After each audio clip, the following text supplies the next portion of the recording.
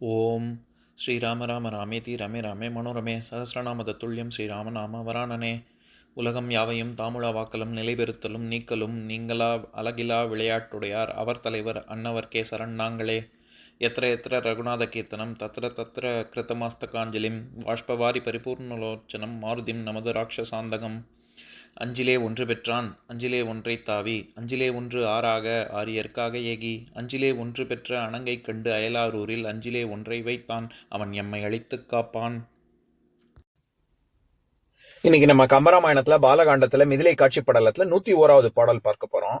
ஐயிரு பதின்மர் மைந்தர் அவிந்தமை அரசன் காணா நெய்பொழி கனலின் பொங்கி நெடுங்கொடி தேர் கடாவி கைதொடர் கணையினோடும் கார்முகம் வளைய வாங்கி எய்தனன் முனியும் தன் கைத்தண்டினை எதிர்க என்றான். இப்ப நம்ம பதம் பிரிச்சு பொருள் பார்க்கலாம். அப்பொழுது அரசன் இக்கௌசிகராஜன் ஐயிரு பதின்மர் மைந்தர் தன் புத்திரர் 100 பேர்களும் அவிந்தமை காணா இறந்ததைக் கண்டு நெய்பொழி கனலின் பொங்கி நெய் சொரிந்த நெருப்பு போல சீறி எழுந்து நெடுங்கொடி தேர் நீண்ட கொடியமைந்த தன் தேரை கடாவி செலுத்தி கார்முகம் வளைய வாங்கி வில்லை நன்கு வளைத்து கைதொடர் கணையினோடும் தன் கையிலிருந்து தொடர்ச்சியாக விடப்படும் அம்புகளால் எய்தனன் வசிஷ்டன் மேல் எய்யத் தொடங்கினான். முனியும் வசிஷ்ட முனிவனும் தன் கைத்தண்டினை தன் கையில் உள்ள பிரம்மதண்டத்தை நோக்கி எதிர்க என்றான். நீ அந்த ஆயுதங்களை எதிராக ஏற்றிடு என்று நியமித்தான். இப்ப நம்ம இந்த பாட்டுல இருக்கக்கூடிய நயங்களை பார்க்கலாம். அதாவது நம்ம சென்ற பாட்டுல பார்த்தோம்ல, விஸ்வாமித்திரனுடைய புத்திரர்களை இவர் வசிஷ்டர் கொன்றவுடன் விஸ்வாமித்திரனுக்கும் வசிஷ்டருக்கும் இடையே போர் நடக்க போகிறது அப்படின்னு அதைத்தான் இங்க கம்பர் இந்த பாட்டுல விவரிக்கிறாரு. எத்தனை மைந்தர்களை கொன்றார் அப்படின்னா ஐயிரு பதின்மர் அப்படின்னு. இருபதின்மர் அப்படின்னா 20 பேரு. ஐயிரு பதின்மர் அப்படின்னா 20 பெருக்கல் 5 100 பேரு அப்படிங்கறதுனாலதான் தன் புத்திரர் 100 பேர்களும் அப்படின்னு நம்ம அர்த்தம் கொள்றோம். அந்த 100 பேரையும் வசிஷ்டர் கொல்றாரு. கொன்றவுடன் இந்த இது விஸ்வாமித்திரர் நெய் பொழி கனலின் பொங்கி, அதாவது நெய்யில ஒரு கனல்ல நெய்யை விட்டா எப்படி கொழுந்து விட்டு நெய் சொரிந்து நெருப்பு எப்படி பொங்கும் சீறி எழும்புமோ அந்த மாதிரி விஸ்வாமித்திரர் பொங்கி கடும் கோபத்தில் வசிஷ்டரோட போர் செய்ய வந்தார் அப்படின்னு சொல்றாரு கம்பர். அதுல கைதொடர் கணையினோடும் அப்படின்னு சொல்றாரு. இந்த இடத்துல கணையினோடும் அப்படின்னு வர்ற இடத்துல கணைகளால் அப்படின்னு நம்ம அர்த்தம் பண்றோம்ல, அது வேற்றுமை உருபு, அதாவது 3ஆம் வேற்றுமை உருபு. அது நம்ம ஆள்னு அர்த்தம் பண்றோம். அது ஒடு உருபு தானே 3ஆம் வேற்றுமை உருபு. அது மாறி வருது. அது உருபு மயக்கம் அப்படின்னு சொல்லுவாங்க. நம்ம ஏற்கனவே பார்த்திருக்கோம்.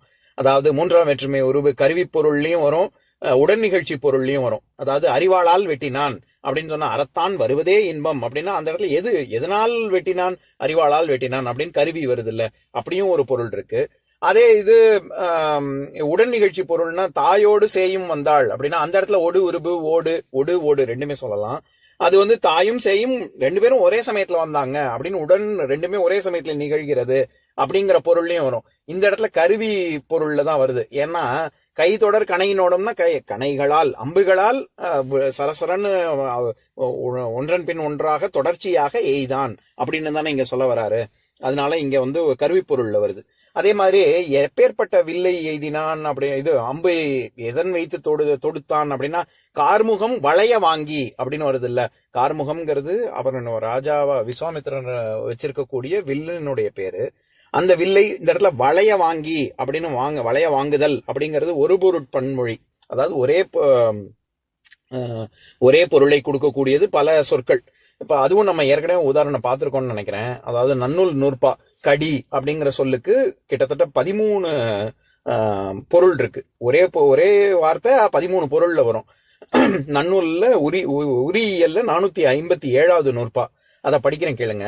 கடி என் கிழவி காப்பே கூர்மை விரையே விளக்கம் அச்சம் சிறப்பே விரைவே மிகுதி புதுமை ஆர்த்தல் வரைவே மன்றல் கரிப்பின் ஆகும் அப்படின்னு. அதாவது கடிங்கிற சொல் 13 பொருள்ல வருது அப்படின்னு சொல்றாரு ஆசிரியர். என்னன்னா கடிநகர் அப்படின்னு சொல்ற இடத்துல காவல் ரொம்ப ஜாஸ்தியாக இருக்கக்கூடிய நகர். அதே மாதிரி கடிநுனை பகழி அப்படின்னா ரொம்ப கூர்மையான பகழி அப்படின்னு கூர்மையை குறிக்குது. கடி மாலை மனம் வீசக்கூடிய மாலை. அந்த மாதிரி வரிசையா அதாவது மிகுதி, நம்ம சால உரு தவ நனி இது கூர் கழிமிகள் அப்படின்னு சொல்றோம்ல, அந்த மாதிரி மிகுதியை குறிக்கக்கூடியது கடிங்கிற சொல் வரும். கடி முரசு அப்படின்னா ரொம்ப ஒலிக்கக்கூடிய முரசு, ரொம்ப சத்தமா கேட்கக்கூடிய முரசு அப்படின்னு ஒலித்தலை குறிக்கும்.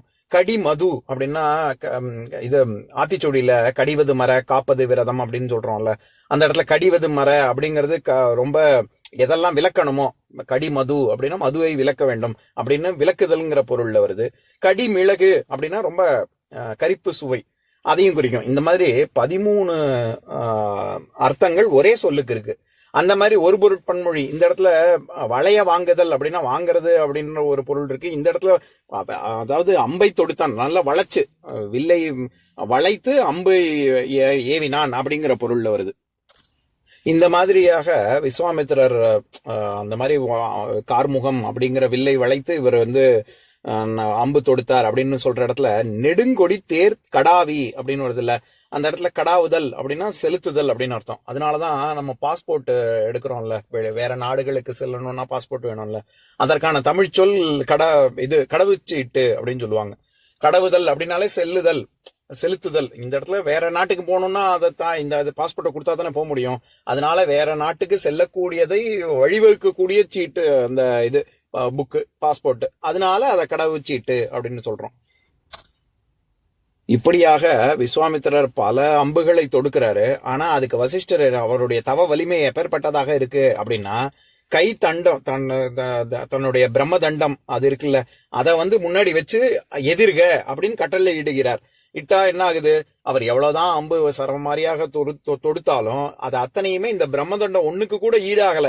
அது ஒண்ணுமே நீ அந்த ஆயுதங்கள் எல்லாத்தையும் எதிர்கொள் அப்படின்னு கட்டளை இடுகிறார். அது போலவே நியமித்தபடியே அந்த பிரம்மதண்டம் ஒன்னே போதும், அவர் எத்தனை ஆயுதங்கள் பிரயோகிச்சாலும் இதற்கு ஈடாக மாட்டேங்குது அப்படின்னு கம்பர் சொல்ல வர்றாரு. இப்ப நான் பாட்டை இன்னொரு தடவை படிக்கிறேன், கேளுங்க. ஐயிருபதின்மர் மைந்தர் அவிந்தமை அரசன் காணா நெய்பொழி கனலின் பொங்கி நெடுங்கொடி தேர்கடாவி கைதொடர் கணையினோடும் கார்முகம் வளைய வாங்கி எய்தனன் முனியும் தன் கைத்தண்டினை எதிர்க என்றான். இன்னொரு நாள் இன்னொரு பாட்டு பார்க்கலாம். ஓம் சாந்தாகாரம் புஜகசயனம் பத்மநாபம் சுரேஷம் விஸ்வாதாரம் ககனசத்ரசம் மேகவர்ணம் சுபாங்கம் லக்ஷ்மீகாந்தம் கமலநயனம் யோகி ஹிருத்யானகம்யம் வந்தே விஷ்ணும் பவபயஹரம் சர்வலோகைகநாதம்.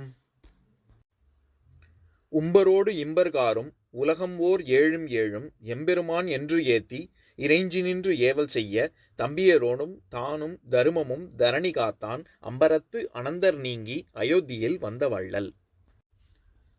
ஓம் பூர்ணமதః பூர்ணமிதம் பூர்ணாத் பூர்ணமுதஸ்யதே பூர்ணஸ்ய பூர்ணமாதாய பூர்ணமேவாவசிஷ்யதே. ஓம் சாந்தி சாந்தி சாந்திஹி. ஓம் சர்வேஷாம் ஸ்வஸ்திர்பவது சர்வேஷாம் சாந்திர்பவது சர்வேஷாம் பூர்ணம் பவது சர்வேஷாம் மங்களம் பவது. ஓம் சாந்தி சாந்தி சாந்திஹி.